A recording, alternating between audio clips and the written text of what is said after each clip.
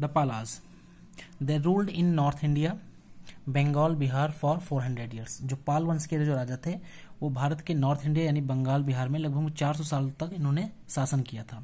इसमें जो powerful king था उनका नाम था धर्मपाल, जो कि बौद्ध धर्म का एक बहुत बड़ा ही जो है अनुयायी था, जिसे बोलते हैं फॉलोअर था।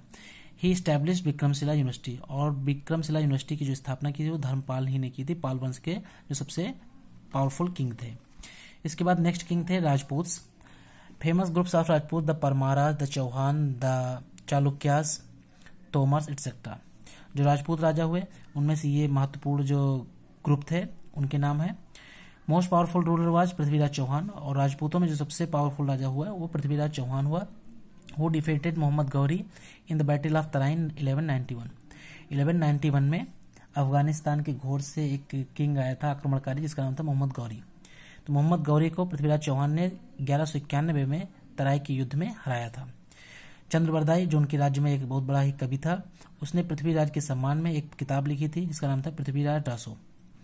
ठीक है, तो उस किताब में हमें पृथ्वीराज चौहान की गाथा लिखी हुई है।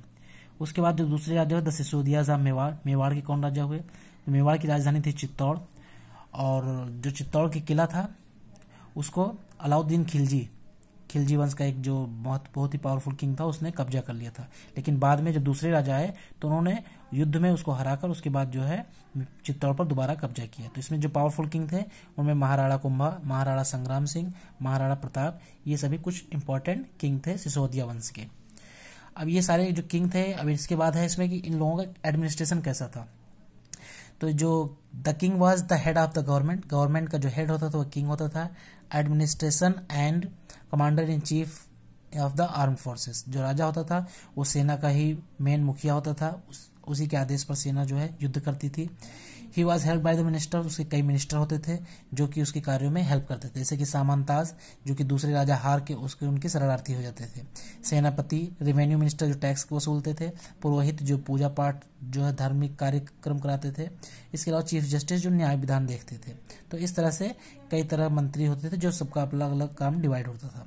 विलेज वाज लुक्ड आफ्टर, जो गाँव होता था वो जो है विलेज हेडमैन जो गांव का प्रधान होता था उसके द्वारा देखा जाता था। और जो ब्राह्मण होते थे वो जितने भी धार्मिक कार्यक्रम होते थे, रिलीजियस सेरेमनीज, वो करते थे, इसलिए वो जो उनको टैक्स नहीं देना होता था, ब्राह्मणों को टैक्स नहीं देना पड़ता था। पब्लिक वर्क्स यानी पब्लिक के लिए क्या काम किए? The Chola rulers paid attention to the public utilities. जो चोल वंश के राजा हुए उन्होंने पब्लिक के लिए कई कार्य किए, जैसे कि रोड बनवाना, नहरें, tanks, dams, wells etcetera for irrigation, सिंचाई के लिए सभी साधन किए, जैसे कि नहर है, टैंक है, डैम में बांध होता है, वेल्स कुआं, ये सभी खुदवाए। तो किसानों के लिए उन्होंने काफी काम किया। Brihadeshwara temple in Thanjavur is the example of great architecture of the Chola. Chola वंश के राजाओं ने जो आपका तंजावर में एक बृहदेश्वर मंदिर है जो कि बहुत ही बढ़िया बना हुआ है आर्किटेक्चर से, तो वो एग्जाम्पल है जो चोल वंश के राजाओं द्वारा किया हुआ कार्य है। उसके बाद आते हैं गजनवीज। मोहम्मद गजनवी 997 से 1030 AD was the most powerful and ambitious ruler of Ghazni. Mohammad Ghaznavi Bharat में 997 से 1030 के बीच में काफ़ी जो है पावरफुल किंग था, जो कि भारत में आकर कई बार आक्रमण किया, और गजनी का रहने वाला था। वो बहुत ही एम्बिशियस रूलर था, यानी बहुत ही महत्वाकांक्षी था। The political disunity and wealth of India encourage Mahmud Ghaznavi. और जो भारत में इंडिया के जो किंग थे आपस में यूनाइटेड नहीं थे, सभी लोग एक दूसरे से युद्ध कर रहे थे, और भारत में काफ़ी पैसा को देखते हुए, काफ़ी वेल्थ धन को देखते हुए उसको इनकरेज किया इन सभी चीज़ों ने। और वो भारत में 17 टाइम्स आक्रमण किया, भारत पर मंदिरों पर 17 बार लगभग आक्रमण किया, 1000 से 1027 के बीच में। और he plundered Mathura and Kannauj and Somnath temple in of Gujarat in 1025 AD। Somnath के मंदिर पर उसने 1025 में आक्रमण किया, और इसके अलावा मथुरा, कन्नौज, यहाँ सभी जो जितने भी मंदिर थे उन सभी को लूट कर काफ़ी पैसा जो है इकट्ठा करके अपने राज्य गजनी में उसको एडमिनिस्ट्रेशन में लगाया। नेक्स्ट आया उसके बाद महमूद गजनवी के बाद मोहम्मद गौरी। 1175 से 1206 AD तक उसने यहाँ पर भारत में आकर जो है हमले किए। Mohammad Ghori was the ruler of Ghor in Central Asia. Central Asia में घोर है अफगानिस्तान में, वहाँ का वो शासक था।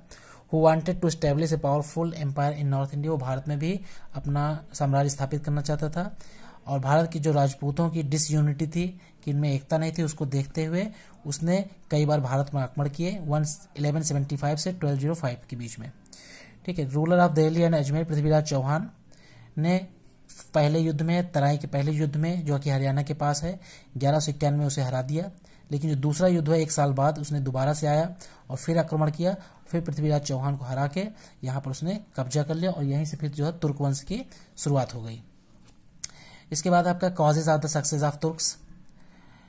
तुर्क्स लोग क्यों भारत में सक्सेस हुए? पॉलिटिकल डिसयूनिटी, भारत में जो है डिसयूनिटी थी राजाओं के बीच में, और अपना जो पावर थी वो अपने आपस में ही लड़ने में खत्म करते थे, इसलिए जो है जो तुर्क लोग थे विदेशी आक्रमण वो भारत में सक्सेस हुए। इसके अलावा the Turks were more advance in the technique of warfare. जो तुर्क लोग थे उनकी जो युद्ध करने की जो टेक्निक थी वो काफ़ी एडवांस थी इंडियन के कंपैरिजन में। इसके अलावा जो उनके घोड़े थे वो भारतीय घोड़ों से काफ़ी तेज थे, और जो धनुष का इस्तेमाल करते थे, जो हथियार इस्तेमाल करते थे वो काफ़ी अच्छे थे, जो कि दूर से ही वार कर सकते थे। इसके अलावा भारत में क्या था, कास्ट सिस्टम था, जिसकी वजह से लोगों के अंदर यूनिटी नहीं थी और लोग जो है पूरी तरह से सहयोग नहीं किए। तो ये सभी कारण थे जिससे कि तुर्कों का भारत में आगमन हुआ। कई विदेशी आक्रमणकारी भारत में आक्रमण किए और भारत के जो राज्य थे, जो यहाँ के किंग थे, वो आपस में ही युद्ध करते रहे, जिससे कि वो धीरे धीरे वीक होते चले गए और विदेशी लोग इसका फायदा उठाए। बस इसी के साथ ये नोट्स कंप्लीट होता है। Thank you.